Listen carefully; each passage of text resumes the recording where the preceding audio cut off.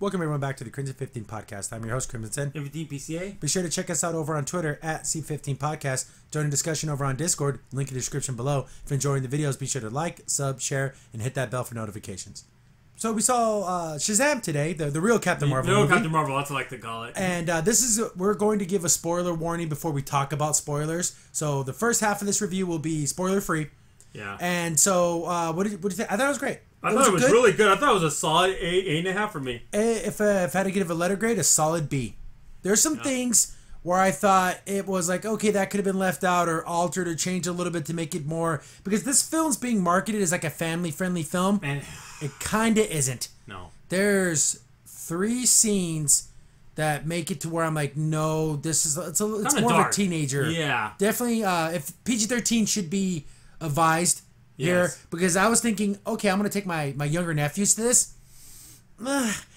They're still too young. Yeah. Still too young for what the stuff we see. We have another nephew who's a teenager, perfectly fine. Oh yeah, he's like 15. Boom, easy as pie. You can totally see this. But overall, I think they portrayed the character very well. Yes. You see that he is a boy. He's a boy in a man's body. So when he becomes Shazam, he's still that 13. 14-year-old boy. Remember those funny little jokes they had during the commercial? They're in the movie and they just work just as well. They do in the yeah, like I think for me personally, my favorite part of the film is all the him testing his powers. Yeah, that was funny. A lot of those scenes are in the trailer, but there's a couple more that aren't in the trailer. But they're just as funny, and you're gonna laugh. Yeah, they're so funny. There's so much heart. There's a lot of heart. Oh, there's a lot of heart. Unusual for a DC film, but it is. It didn't just that alone. It's lightheartedness. It does get dark at times. It makes it feel like, okay, this is a DC film. Yeah. But when it gets to just Billy Batson and handling it being Shazam and him doing things, it didn't feel like a DC film at all in any way. No. Every other DC film up to this point has always been kind of like it has its own flavor.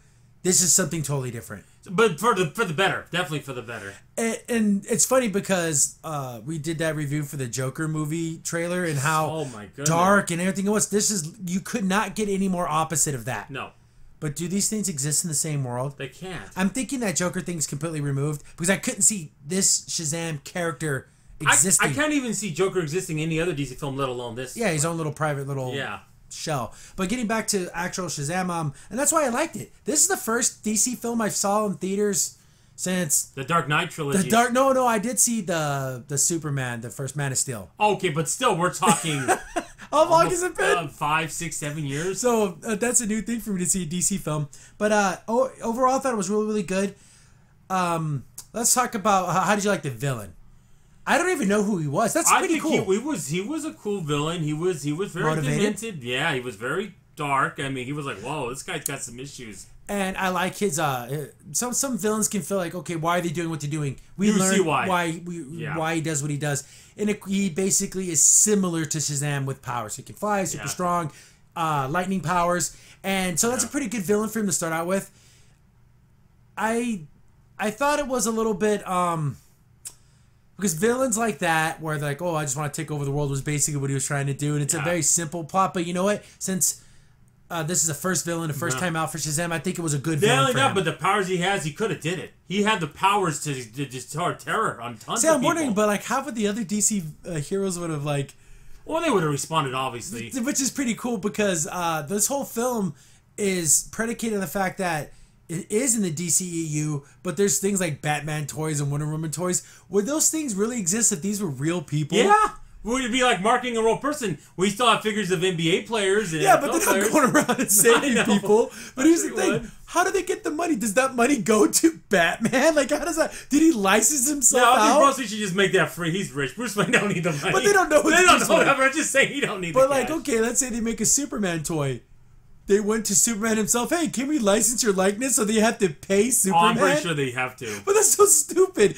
But it is funny that these things do exist because his brother Frank, he's like superhero fanatic, so he knows all the things about everything. He even he bought a bullet that was shot at Superman, like gives it a little baggie. You know, it's probably fake, but to him, it's like, oh, it's just so cool. It's worth like $500. Oh yeah, he's a diehard superhero. And of course, it's Billy Batson that gets the power. So then he's like his mini mentor, like in a weird way. We're to give him show him the ropes. And those are the funnest parts of the movie. Those are my favorite parts of the movie.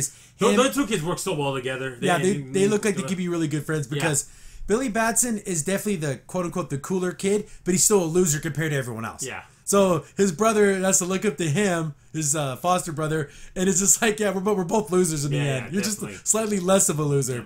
But here's a funny thing, though. If they would have to, other DC characters have to go against his villain, Superman would be really weak against it because it's magic. Yeah.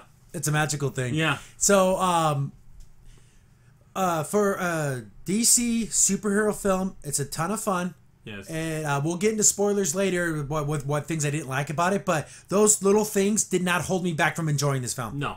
I enjoyed all the jokes are pretty dang funny. I'm laughing. There's a couple of it does have a roller coaster of emotions a little bit. Oh, it's a little jarring. You're like, well, you didn't expect it. Yeah, it's like almost whoa. Like, ugh. I would have been fine if I was expecting it, but I wasn't expecting it.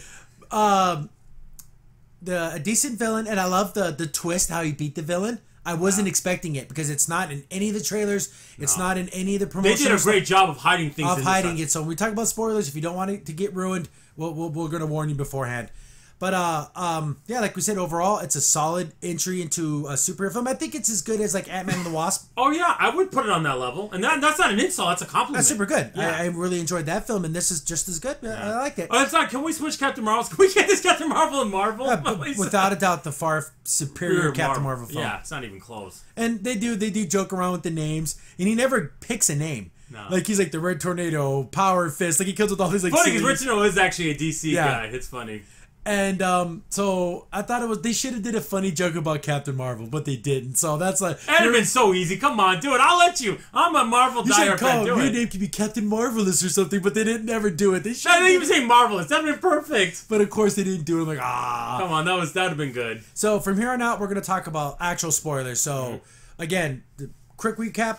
A little bit of flaws here and there, but overall, a good film. You will enjoy it. Yeah, you will. If you like superhero films, you'll like this. And please, if you don't want your kids to see jarring things at times, please just take your kids if they're teenagers. Yeah. I'm just saying, for me, you can take your kids if you want to, but I wouldn't. Yeah, it's just, we'll get into that, and it starts right at the beginning. Crimson Saint here. Thanks for watching the video. If you're enjoying the content, be sure to sub, like, share, and hit the bell for notifications so you don't miss a single upload. If you have any tips or story ideas, hit us up on Twitter at C15Podcast, or better yet, join our Discord server, link in the description below.